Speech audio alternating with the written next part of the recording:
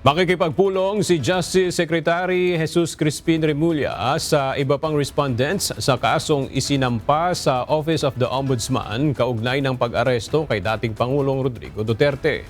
Ayon sa kalihim, ipinatawag niya ang mga ito upang makapag-usap patungkol sa legalidad ng kaso at kung paano nila ipagtatanggol ang kanilang sarili.